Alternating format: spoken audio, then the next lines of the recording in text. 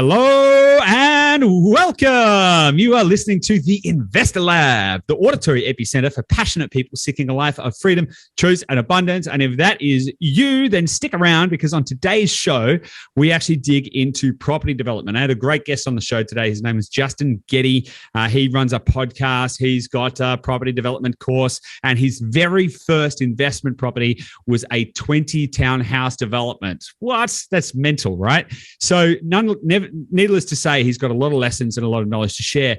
This episode, though, was particularly interesting because we didn't just stick to the mechanical. We also we walked a little bit on the spiritual side. We also talked about the practicalities of development. We got into Justin's story too, and we talked more specifically around the 5 ingredients to getting started in property development. So even if you're not interested in property developing, I think you're going to love this episode because it lends to understanding about purpose. It lends to thinking about resilience, and it will give you some insight into another part of the total spectrum of the property investing ecosystem, of which property development is a part of, and it may very well be a part of your portfolio at some point. So without any further ado, let's get stuck into it. I know you're going to love this episode. I had a really fun time talking to Justin. It was really cool. We went on some really interesting tangents. So I think you're going to enjoy it. Now, make sure that you do all the stuff that we ask you to do every week.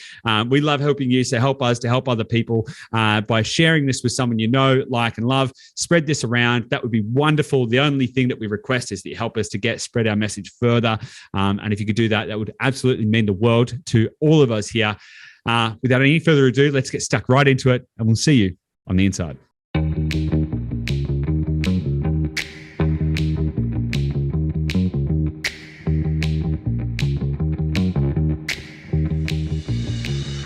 Hey guys, welcome back to the Investor Lab. Joining me today is a very special guest, Justin Gehde from the Property Developer Podcast. Justin, how are you today? Goose, I'm fantastic. Thanks for having me on your show. It's an absolute pleasure. Now, I've actually been angling to get you on this show for, I think I first asked you, it must have been like 6 months ago or something like that. Why has it taken so long? What have you been doing? Oh, well, Goose, I always like to try and keep people hanging. You don't want to give everything away too quickly, so you don't want to be too easy to get. So, okay, you just treat them mean, keep them keen type thing. Got it. Okay. Yeah, just keep them waiting in the waiting room just for a little bit longer. Nice. Builds up the sense of suspense. It certainly does. Now, look, For listeners of this show, look, we, at what we do and what we talk about, we on the Investor Lab and also with our business, we don't do development stuff, right? Now, I don't have a problem with that. It's all good. It's just not something that we do. And so what I'm hoping we can tackle in this episode together is to dig into a little bit about that and give people more optics. But before we do that, it's probably really worthwhile us sort of circling back and sort of finding out a little bit more about you. I mean, why don't we give us a little bit of a background? Who are you? What do you do? Why are you here? Come on, give us some juice. Yeah, well, I think property developing, which we'll get to in a minute, is a really good strategy that your listeners should contemplate. And it might be something that they consider as they go along through their property investment journey, because it's a bit of a natural evolution that people go through from investing property to trying to improve their returns. So I think it's a natural step forward that a lot of investors take. But me, I got into property developing about 10 years ago and really love it, really enjoy it. I've got a bit of a funny story about my property developing evolution. I started off, actually my first property that I ever purchased myself was a development site. Really? So, the first property you ever purchased was a development site? Yep. And when was that? That was in 2013. Yep. And I bought that development site to do what I thought would be a 10-unit project, which is actually a fairly big project to begin with. But in the end, it ended up being a 20 townhouse project. So it was pretty crazy how it got to that size. So it was never intended to be such a huge project, but that's what ended up happening. That's insane. Hang on a second. We've got to go a little bit further back than that, because just starting with, hi, my name's Justin, and I bought my first property in 2013, and it was a 20 townhouse development. That's not fair. That is not a reasonable place to start. Like, what were you doing? Now you're a professional developer. You do it all the time. What were you doing before that? Like give us a little bit of a background. I'm interested to know what life was like for you prior to buying that first property and what led you to buy that first property. We'll start there. How's that? So give us a little background. What was life like before you started on that journey? So I was originally a period costume actor, Goose. No. Wasn't. No, I came from a corporate. I was like, that's the best. Okay, all right, good. You had me. No, I came from a corporate background. I worked in corporate communication for 15 years. Mm-hmm. The turning point in my life came when my first child was born. So in my mid-30s, child was born. I think you go through a period of contemplation and reflection and realized what I was doing was not what I wanted to do for the rest of my life, and started thinking about, well, what did I want to dedicate my life to? Mm-hmm. And I was always interested in property, probably like many of your listeners, and really enjoyed it. And so settled on property being what I was going to focus on. And so then I started thinking, well, I'm going to get into property investment, and started reading all the classic books around property investing that you probably know about, and was on my way. And I was listening to a podcast actually about property investing, and I heard a guy come on and talk about property development. And that's when the light bulb went off for me that, I was going to do development. I want to circle back a little bit. So you had your first child, right? And you had an epiphany moment and sort of said, all right, hang on a second. Is this the life that I want? What do I want out of life? What did that look like? Because there's an interesting piece there that I want to try and dig into, because everyone kind of has this ostensibly same goal. They want to do what they want, when they want, with who they want, etc. But I'm interested to know, what about your situation did you want to change? What was because transforming your life from, hey, I've got a career in corporate, to I'm going to completely, transform and reshape and become the master of my own destiny. That doesn't happen unless you've got a pretty big conviction about where you want to get to. Like you don't just kind of fumble around and get there. So I'm interested to know, what was that vision that pulled you forward? Because you've got to have a pretty big vision to be able to pull you to where you've gotten to today. So what was that vision then? And let's talk about that. Well, I think everybody wants to lead a fulfilling life. And I suspect a lot of people don't have that sense of fulfillment with the work that they do. And for a lot of people, they just continue on with it. They're not happy, but they like the regular paycheck. They like the lifestyle that it affords them. There's a certain degree of fear about jumping out of that circle. And that creates stagnation, and then people don't want to do anything about it. So they just continue on. I chose to take some action, had done a lot of self-development work, read a lot, studied a lot. And actually, it was a course that I did with a guy called Dr. John Demartini that I would say was probably a turning point. Which one did you do? He's very good, John Demartini. Yeah. Oh, I've done a lot of advanced stuff with John, actually. So started off reading a lot of his books and listening to a lot of his audio programs, and then went to his breakthrough course and have done prophecy and Empyreans, and still with John today, doing a lot of his advanced stuff. And so doing a lot of that work with John helped me come to the realization that I'm the captain of the ship. My destiny is up to me. If you want something, then articulate it and go after it. Yeah. John Demartini is kind of the captain of the ship as well, in a sense, because, he's got that apartment on that cruise ship that travels around the world. I think that's brilliant. He just travels the world on a cruise ship. So, that's awesome. Called the ship. It's called the World. It's called the World. Yeah. So, it's fascinating though. But no, that's awesome. That's a really cool insight. Thanks for sharing. It's good. I think personal development plays such a big role in being able to have the courage to know that you can take charge of your destiny. So, okay. Yeah, so sorry to interrupt you, but I think it's actually a really important point that your listeners may want to reflect on, is that they do have the capacity to take control of their lives. And one decision today can change the trajectory of their lives if they decide to do something and then follow through on it. Yeah. I think that's the key, is the follow through, the action afterwards. Totally. Because anyone can have big ideas, right?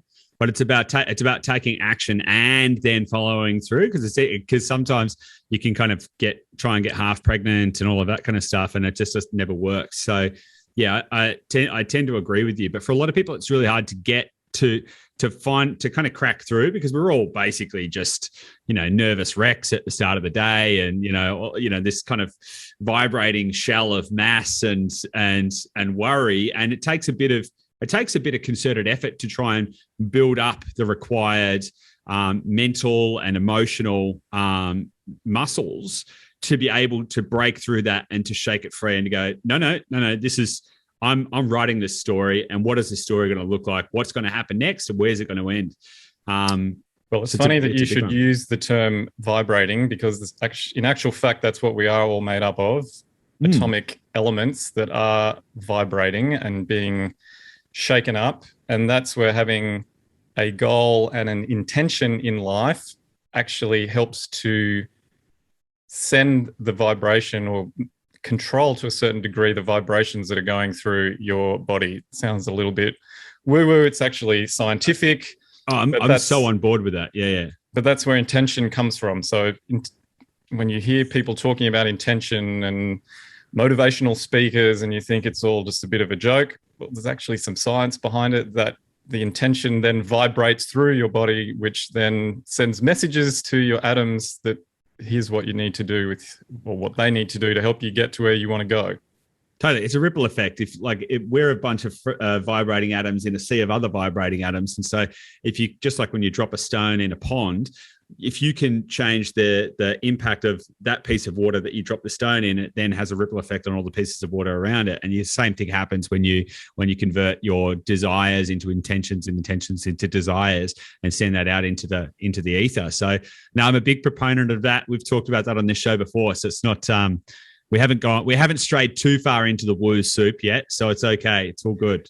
Well, and then coming back to that point that I got to, so I'd done a lot of that work, and I'd prepared and thought about the vision that I wanted for my life. Yep. And that didn't involve working for somebody else and helping them or an organization deliver on their vision.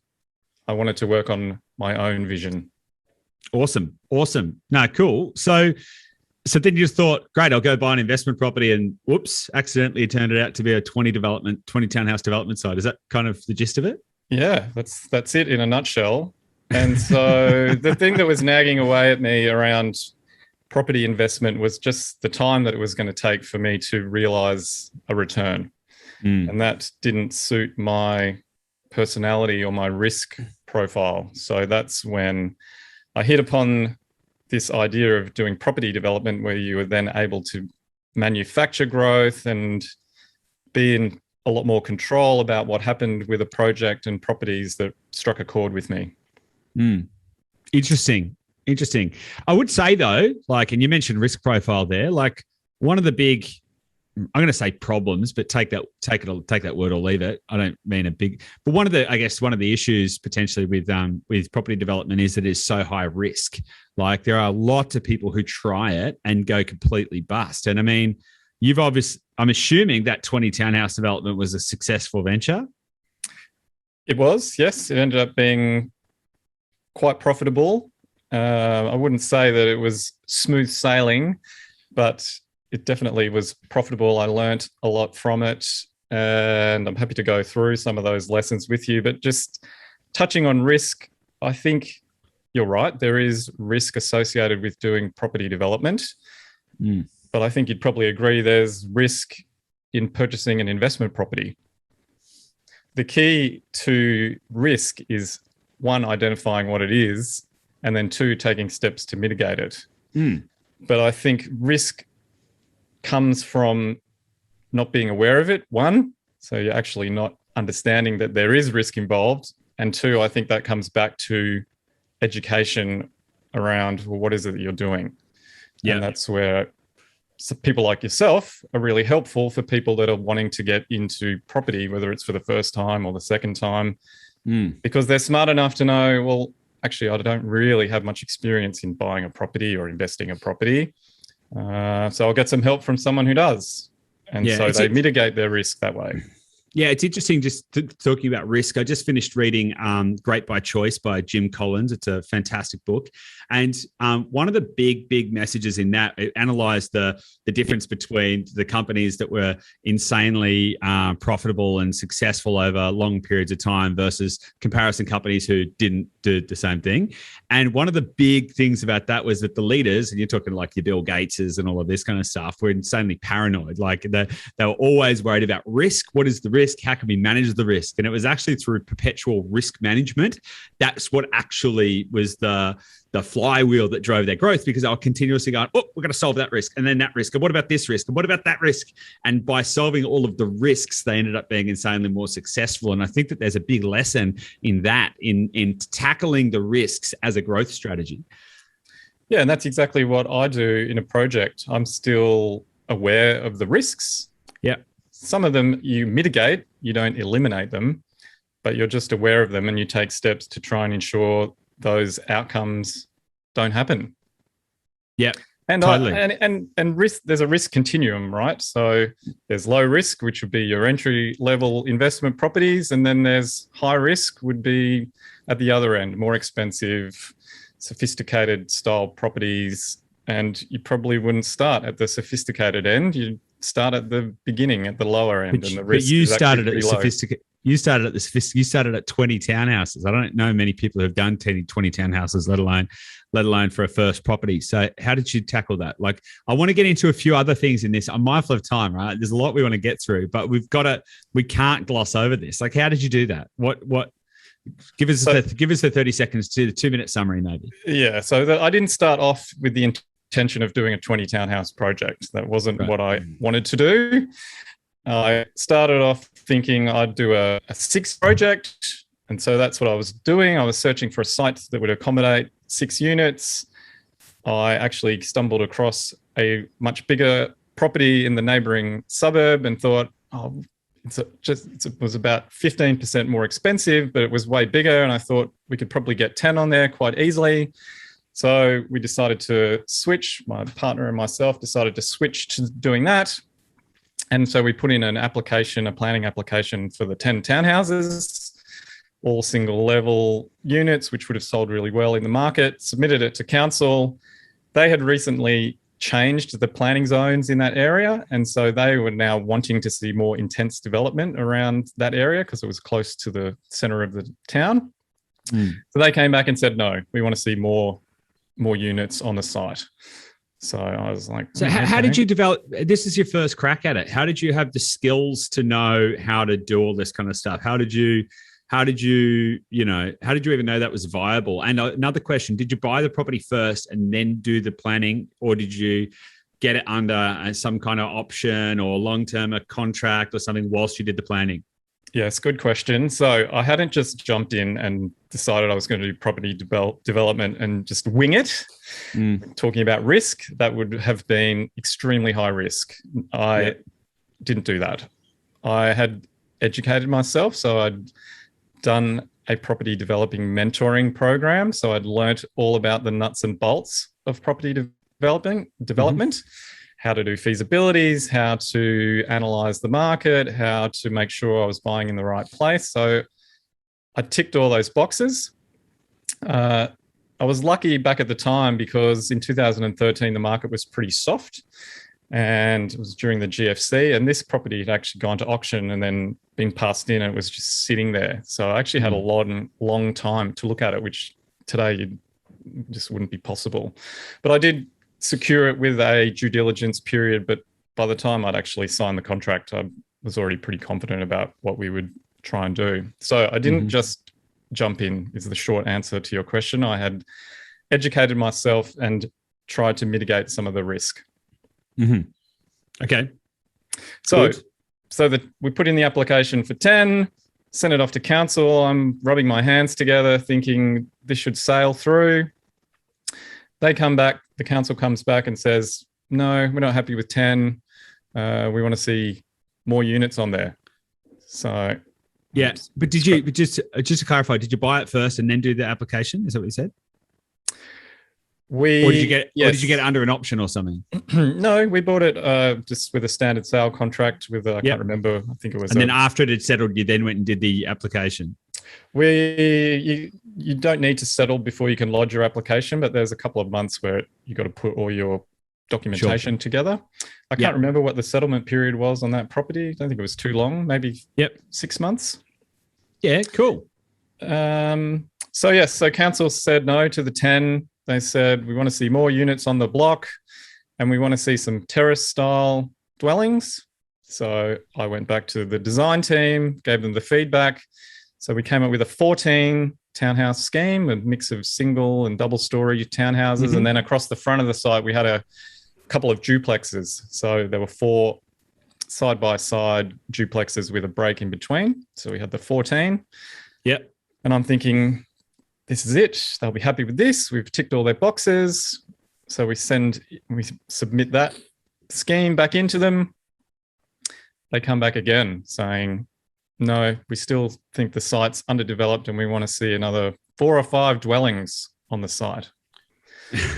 So you can imagine what I'm thinking at this point in time. My 6-unit project that I started out that then went to 10 units, that then went to 14 units, and now it's looking like it's going to be even bigger than that. Yeah. So I was sitting there thinking, this is crazy. This is absolutely crazy. But I was able to roll with it. And this came back to having done that work on myself and on my vision, and just prepared to roll with the punches and go with it. So at that point in time, I decided to change up my team. We got a new architect on board who came up with a new design. So we had 10 townhouses at the front, 10 at the back, driveway in the middle. Sent that into council and they loved it. They were happy with it. So they said, yeah, this is good. And off we went. And from that moment, there was a real sense of momentum with the project, which carried through until it finished. How long did it take from go to home, from start to finish? Just over 3 years. Nice. Okay. And so you talk about risk. So there were several points in time where I'm sitting there thinking the risk keeps escalating, right? Amount of units, and everyone goes, oh, great, you got double the units, well, you got double the profits. Yeah, you do have double the profits, but you also have double the cash and double the risk. Maybe not double the risk, but you've definitely got double the cash, extended the time, everything's bigger and longer. Yeah, totally. Okay, so that was back in 2013. You bought that. Took 3 years to do. So that gets you up to 2016. How many developments have you done since then? So my second project was completely different to that project. So before that one finished, I ended up buying another site in the neighbouring suburb, which had the same zoning and the similar size. And I thought, oh, this will be great. I'll just do the same type of project again. In the same council, same zoning, should be straightforward. So I submitted a planning application for 19 townhouses on that site, waiting for council to pat me on the back and say, well done, Justin. We're happy with you first time around. Yeah. But they were not happy with that scheme. They wanted to see less townhouses on there. This time around, a lot of the neighbours were very unhappy with my scheme, and they objected and caused a lot of furore. And in the end, the council rejected that application for 19. So I took a trip off to the planning tribunal, which in Victoria is called VCAT, to have that decision reviewed and hopefully overturned. But to cut a long story short, we lost at the tribunal. And so I had to go back to the drawing board on that project and ended up with a 14 townhouse scheme, which is actually just about to finish being built. Oh, unreal. Interesting. Yeah, we've got inspections happening today, actually. Nice. Yeah. Nice.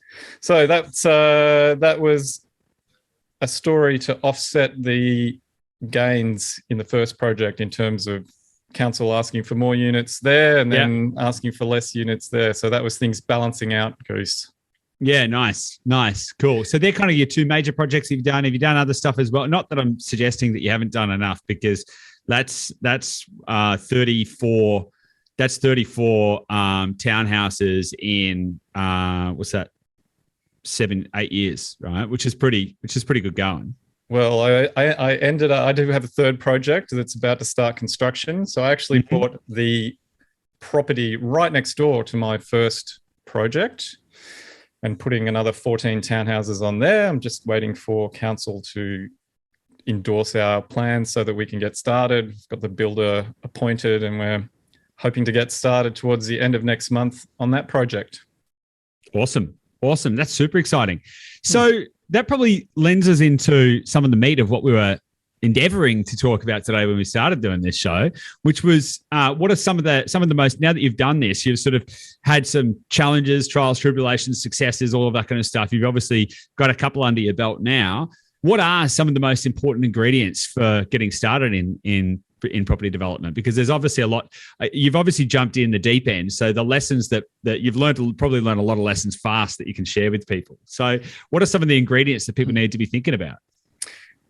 Yeah, well, I think, as I mentioned earlier in the podcast, I would encourage your investor clients to consider development as a strategy that they might want to look at in terms of helping to grow their portfolio and increase their returns. And I think the importance of that is understanding what you're getting into. And this is where people can get into trouble, and going back to risk. I think there's 5 main ingredients that you can think about when you're getting started in property development. And the first one is understanding the development process and the life cycle of a project. So before I went into my first project, I actually understood that. I hadn't done a project before, but I knew how it was going to play out. Yeah. And so I went in with my eyes open, not squinting and wondering what was going to happen. Yeah. The second thing about producing good feasibility that captures all the costs that are going to be involved in a project. Hang on a second. Before we move on to the second point, I'm interested. So the life cycle of the project is a really interesting one. It's worth expanding on that a little bit, because I think that's where a lot of people understanding the process. Yeah, you definitely need to do that, because I've seen a lot of people who they'll go, great, I'm going to be a developer. They have no idea what they're doing. They'll buy something which could be developed, right? Can be developed, right? It has the capacity to be developed, whether it be a 1 into 2, 1 into 3, 1 into 5, whatever. But they don't actually understand what is involved. And so they end up buying something and then trying to work out what to do with it. And then that ends up extending their timeline tremendously, because what could have been maybe a 2-year project becomes a 5-year project. And then all of a sudden they've got all this opportunity cost. So understanding the process is really, really important. But the life cycle as well, like in the first project you did, the life cycle was 3 years, right? It was 2013 to 2016. Is that kind of typical? Like, is that sort of what is that for the average punter, right? It's not a 20 townhouse development. It's probably going to be maybe a 1 into 4 or 1 into 3 or something, if we use that. What's the kind of life cycle that people should expect for that? Yeah, I was about to say, let's talk about smaller projects. So yeah, say up to 4 units, for example. Yeah. I would be thinking you'd be looking at 2 to 2.5 years for a project from start to finish, if things go reasonably according to plan. Yep. Smaller projects can be quicker. A lot of it will depend on what kind of planning process you need to go through. So if you're doing a smaller project like a duplex, for example, you might not have to go through the same rigorous planning application process. It might be a lot more streamlined, so it'd be quicker getting in and out of planning. So you could get something done, in 12 to 18 months, for example. Yep. Okay. And so over that period of time, let's just call it 2 years for simplicity's sake. How much time does it take? Like, is it a full-time job? Like, do people need to go, all right, I'm going to go develop something, so I'm going to quit my job and I need to have enough money to be able to survive for the next 2 years plus do the project? Is that, or is it something that because of it's just that it takes time, but in actuality, it only takes you 2 or 3 hours a week to manage the project? What's the kind of the implication there?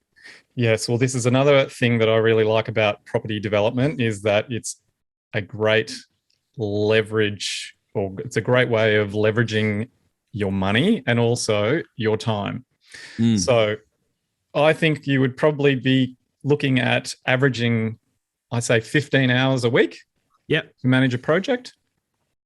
But there'll be periods of time where it's busy and periods of time where it's not. And this is about understanding that life cycle, because there'll be points in the project where it's really busy.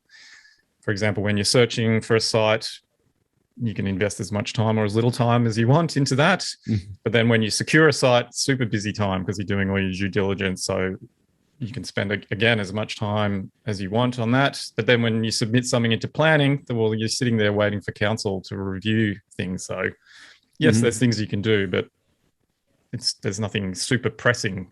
So you could tail off a little bit there.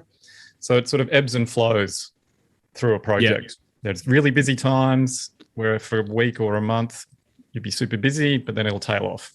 So I think on average, if you were thinking about 15 hours a week, hour and a half a day, that's probably pretty good amount of time. Yeah, okay. Cool. Yeah, that's good. That's good to know. That's good to know. Okay, cool. So first ingredient, or the first step is understand the development process and the lifestyle of the project. Got it. Yes. And then it's about producing a good feasibility that captures all the costs. And I think this leads on from your point where people just assume they're going to be able to do something, but they actually haven't really analyzed it, or they do the old back of the napkin kind of feasibility. Yeah. In your experience, like how many properties, what percentage of properties actually would stack up on a feasibility? Like, is it 1 in 10? Because it's very easy to look at a property and go, oh, I can see it's maybe an 800 square meter block and it's got a house on the front. And I could do a battle axe subdivision and bada bing, bada boom. Surely that makes sense. Therefore, let's go for it. But like realistically, what's the strike rate when we're ever working out or not working out? Oh, it's very low. It's very low. Finding a really good development site, one that's going to provide you with the kind of returns that you're looking for. Yeah. But it depends what you're after. If you're planning to buy and hold for 10 years, then the battle axe block that maybe breaks even actually works out because you're getting that property at cost. Yeah. So it just depends. Let me just spitball something with you here for a moment. Let's say you were to buy a battle axe splitter, right? For those of you who don't know what that is, it's typically, house on the front corner of the block, and you've got a driveway that goes next to it, got access to the backyard, and it's got a subdividable space in the rear. Now, if you were to buy a property of that type, and let's just say it was cash flow positive and it was also the right time and place, it was a good buy and hold investment, right? Basically, right? What do you think of the strategy of buying something like that? And then even if the FISO doesn't work out, or you don't even bother doing a FISO, but if you wait, say, 5 years or so, or to even 10 years, and then go back to that property to develop it later, when you'll have a much higher profit margin out of that property, and you will have also gotten returns out of it along the way. What's your general thoughts on that? I think if you can do that, if you can find those blocks, it's actually a smart investment strategy, particularly if you're starting out. Because you can buy yourself some time and grow some margin for error is what I would call it for your first project. Yeah. You can wait for the capital growth to kick in, build up some margin, do some more due diligence, find a team, figure out what the numbers are, and wait until you get to that point that you're ready to do it. And that might be because the market's got to a certain point. You've got to a certain point in terms of your education or your savings, and you're ready to tackle a project. So it's actually something that I think is really smart and is something that more first-time or fledgling investors could be looking at, so that they're looking more strategically down the track. Yeah, because that's something we help people. Like, our focus is on right property, right place, right time. But that's something that we've helped a lot of people do, is to kind of build in a bit of a safety net or a backstop. It's like, well, you can buy it now and it makes sense, it's a good investment now, and then also you have the ability to go and do something later. So it's sort of like buying properties that pay you twice. But we're off track here. Okay, so we've covered the first point: understand the development process and the lifestyle of a project. The second point: produce a good feasibility that captures all of the costs. That's going to be tricky to do if you don't to have some like that's going to be tricky to do if you don't know what you don't know, right? Well, and that's where people get into trouble because they don't capture all the costs. And it's not necessarily a case of getting all those numbers correct. It's at least being aware of what they are. There are numbers that should be there. Yeah, because a lot of people will do the back of the napkin feasibility, right? I'll buy the property for $1 million. I'll build 4 new townhouses on them, and they'll be 500 each to build. That's 2 million, and then I'll sell them all for 1.5. There's 6 million. I'm going to walk away with 3 mil. And you go, no, there's a whole lot of other costs that go in to the feasibility that you need to factor in to give you your actual profit. Yeah. Speaking of profit, what's the typical kind of profit on cost that you would expect out of a project? It's another one of those questions where it depends. So it depends on the size and the risk and the time you're going to invest. There used to be this magic figure of 15% as a return that you would be looking for. It depends on the size of the project and the amount of time that you put into it. So like a duplex project, for example, may not yield a 15% return, but it might do 10. And that might be quite acceptable because you're in and out in 12 months. There's no planning risk. There's no market risk. 10% is a fantastic return for time and effort. But the bigger the project you go, you'd be looking to get over that 15%. Yeah. Okay. Cool. So what's the third ingredient? Well, it's what we've already talked about. Buying well, so you have a margin for error. Got it. And does that just mean buying cheap properties? Is that what you mean? Like just buy cheap stuff so that you got a big buffer? Or is that what you mean? Is there any cheap property in Australia anymore, Goose? Well, you can still buy properties under market values. So, if you know where to look, but that doesn't mean that they're going to be a good development site. That's the exact point. So we've already touched on not every piece of dirt is ideal for doing a development.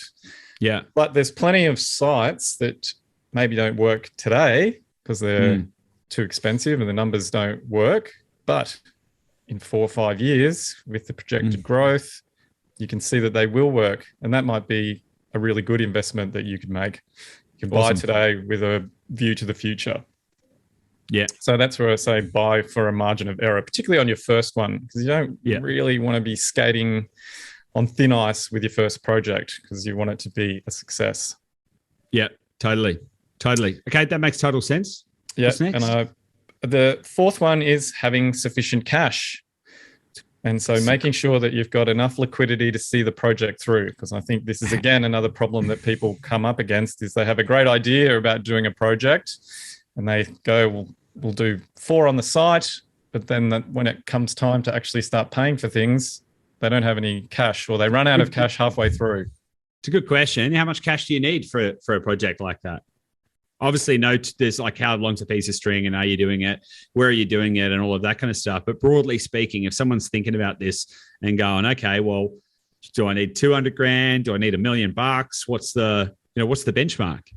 Yeah, I think if you're doing a 3 or a 4 unit site, and again, as you said, it's pretty hard to kind of generalize because it depends where you are and the kind of project. But I would have thought if you've got 80 to 100K in cash, you could get a project out of the ground and finished.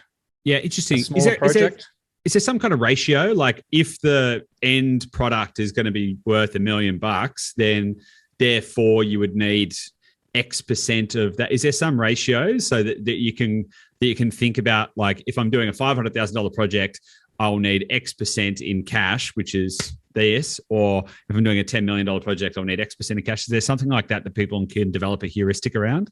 Yeah, I think if you're looking at 50 to 100% of your expected profit in terms of cash, that probably gives you a pretty good idea or a ballpark. So if you're projecting a $100,000 profit, for example, then you might be thinking we'd probably need 150 to 200K in cash to get the project done. Yeah. Okay, cool. So broadly speaking, it's probably close to 20% of the project costs. It depends. It's Yeah, hard okay. it's hard to So give I get probably trying to distill it down a little too much. Well, Yeah. this is where it comes down to the feasibility, Goose. Got it. That's why the importance of the feasibility, so that you can go, yes, we need 100K in cash. Yeah. But we're Cool. going to make 200K or 150K or whatever it is. Yeah. Yeah. Nice. Cool. Got it. Because you're starting to talk about cash on cash returns rather than profit on cost. Yeah, which is, I actually love the cash on cash return measure, or return on capital. Like, I think that people focus on top line and they don't focus on, like, what actually, if I put 100 grand in, what am I going to get out? Like, what's the actual return? And I think, yeah, there's some it's pretty transformative once you start looking at what you're actually really getting for your money, right? Exactly. And that's when I talked about leverage before. They're the two massive levers that development provides to you. One, the time, because you can get great returns for doing 15 hours a week. And then your cash returns. So they're pretty good returns for the time and effort that goes in. And you enjoy it along the way. It's fun. Yeah. Hopefully you enjoy it along the way. But well, if you know what you're doing and you're going with your eyes open, and it's something you really want to do, it's enjoyable. Awesome. Are there any other ingredients people need to be aware of? Well, we've touched on this one before, and it's about having that strategic purpose as to why you're doing a project, because it's going to help you along the way. So this goes back to having the vision. Why is it that you want to do property development? Because you will hit hurdles and obstacles. That's just part of developing. It's not smooth. You don't go from point A to point B in a straight line. There's lots of bumps along the way. And when you hit those bumps and hurdles, and actually this applies to life, not just property developing, if you have that purpose and that vision, it's going to help you overcome those problems and push through the blockages to get to the other side. Yeah. So what's your vision then? Like, I'm interested to know, like, what is the version of success that you are aiming for? What's pulling you forward? Well, I've got a vision to build 1,000 townhouses for people in my career. And I really enjoy building homes for people. There's a really special feeling about building a dwelling that someone's going to live in. And for a lot of the people that we sell to, it's their first property. And so the idea of getting into a new home, a place where people are going to have dreams and memories, and they're going to be there for a while, that property is going to exist for decades. That's a pretty special feeling, being able to deliver that into the world. So that drives me forward, giving people the opportunity to move into a beautiful place to live. Yeah. Nice. Now, I've got another question I want to actually ask you, and I want to dig into a few things, because now that I know you've done a bit of personal development, that opens up some very interesting stuff. So I'm interested to know what in the last 5 years, or even in fact since 2013, let's stretch it all the way back to when you started this journey, what new beliefs, behaviours or habits have most improved your life? Good question. I would say it's about taking control of your future. I think you already mentioned the saying, be a master of your destiny, not a victim of your history. And I think there's a lot of power in that. So I would suggest to people that they do have control about their future and they can take charge. And so becoming, one, aware of that, and two, actually putting it into practice can make a massive difference in your life. And so I've become more aware of that over the last 5 to 10 years. And can I ask, like, let's get tactical. How do you, I mean, look, you can say that I put it into action and look, this is the result is that I end up doing these developments. What tactics do you have, or do you have any, helpful habits or heuristics that help people to do that? I mean, I know personally, I do morning journaling and I do some affirmations. I've got a whole bunch of stuff, and I'm interested in taking that idea that you can be the master of your own destiny rather than the victim of your own history, and taking charge and just driving forward and stuff. But what tactics can you share that you maybe have developed or borrowed from others or deploy in your own life that people can maybe take away and start applying in theirs and testing that out? I think you work with the vision. Yeah. So where do you want to get to? So what do you want your life to look like? And the more detailed that you can get, the better. Mm-hmm. And that's something that will change over time or will be fleshed out over time. Because people will start out and go, oh, I just want to be able to do whatever I want to do whenever I want to do it. Mm. You go, yeah, okay. But what does that actually mean? Mm. What are you going to do? Just going to sit around on the couch all day and watch sport? It's probably not what you want to do. Maybe it is. Totally. I don't know. Try and define it as much as you can and continue to refine it, because then you have a goal to work towards. How do you refine it though? Do you have a vision board? Do you write journal entries? Have you created a life plan? Like how do you embody, how do you put that in front of yourself every day? So you're like, aha, let's keep going. Aha, let's keep going. What do you do? Yes, it's exactly that. So you have the big vision, whatever, for the 20 years, for 25 years, then you break it down into 10-year periods, 5-year periods, 1-year periods, 1-month periods, daily periods. You just keep breaking it down into smaller and smaller pieces.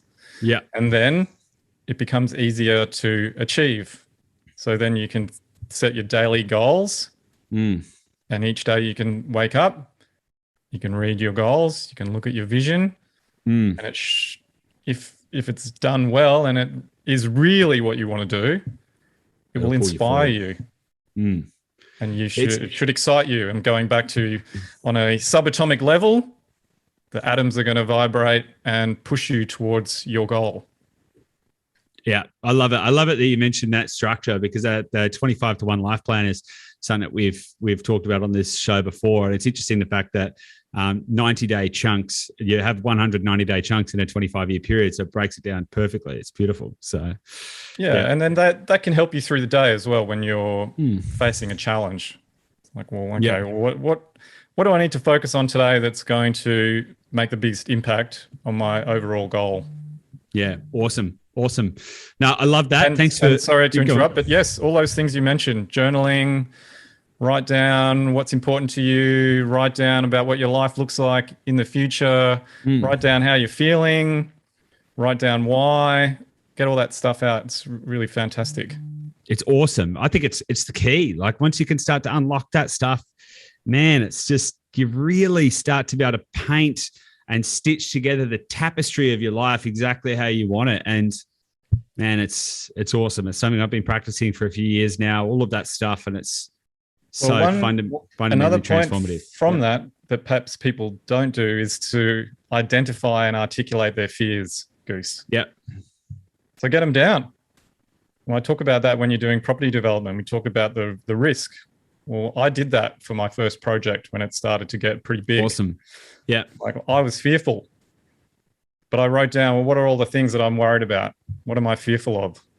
Losing money, not being able to sell the new properties, all of those things. Just put them down, get them down on paper.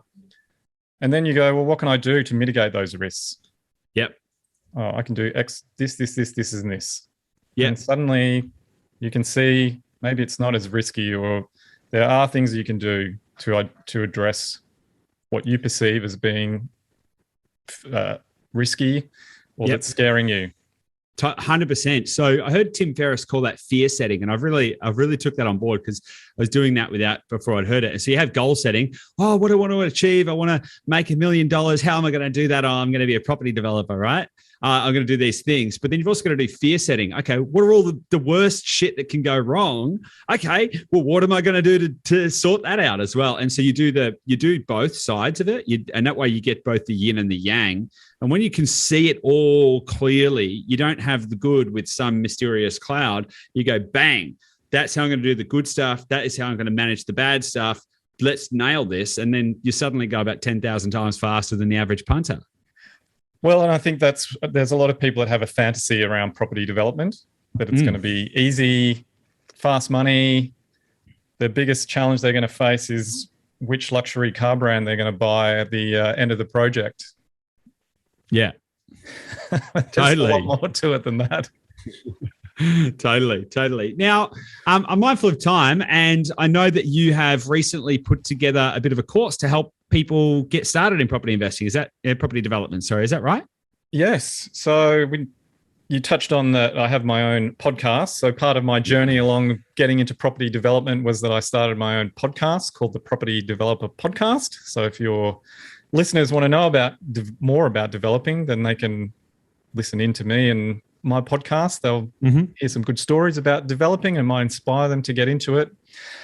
But one of the outcomes from having that podcast is that I was getting loads of emails from people saying how much they really wanted to get into developing.